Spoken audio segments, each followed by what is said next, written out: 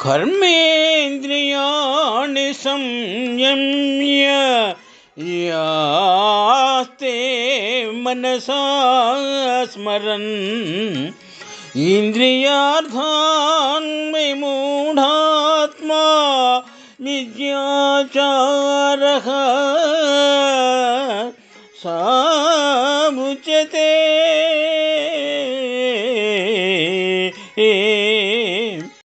శ్రీమద్భగవద్గీత కర్మయోగము నుండి ఈ శ్లోకము గ్రహింపబడినది. శ్లోకభావం: అర్జున, ఎవడు కర్మేంద్రియ జ్ఞానేంద్రియములను అణచిపెట్టి మనస్సు చేత ఇంద్రియముల యొక్క విషయములను చింతించుచుండునో మూఢచిత్తుడగు అట్టి మనుజుడు కపటమైన ఆచరణ కలవాడని చెప్పబడుచున్నాడు. ఇక్కడ మనము ఒక విషయమును గమనింపవలే.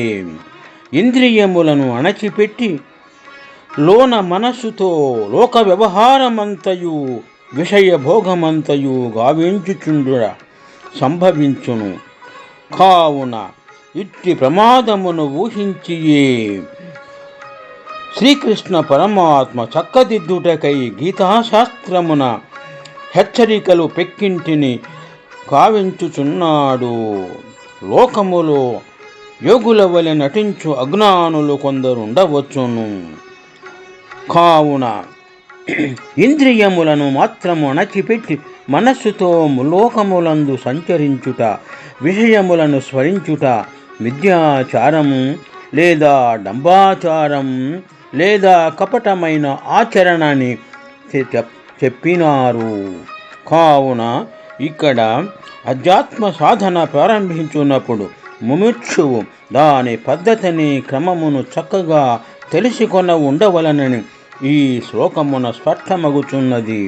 కావున పెద్దలకు మహాత్ముల వలన, అనుభవజ్ఞులకు గురువుల వలన సాధన పద్ధతులను ప్రత్యక్షముగా తెలుసుకొనవలయును.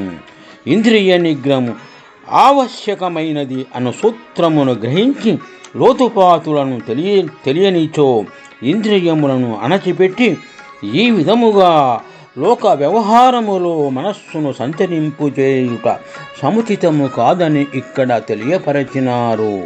శుభం. కర్మేంద్రియాణి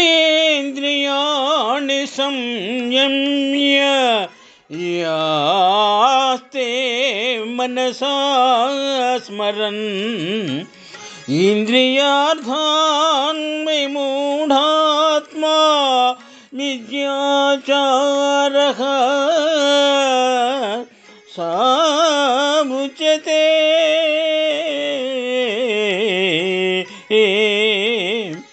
శ్లోకభావము: అర్జున, బలవంతముగా బాహ్యముగా ఇంద్రియ వ్యాపారములను నిగ్రహించి మానసికముగా ఇంద్రియ విషయములను చింతించునట్టి మూడుని మిథ్యాచారి అనగా దంభి అని అందురు.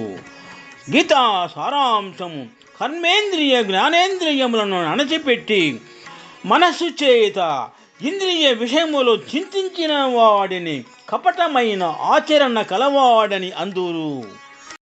కర్మేంద్రియాణి సంయమ్య యాస్తే మనసా స్మరన్ ఇంద్రియార్థాన్ విమూఢాత్మా మిథ్యాచారః సాముచ్యతే.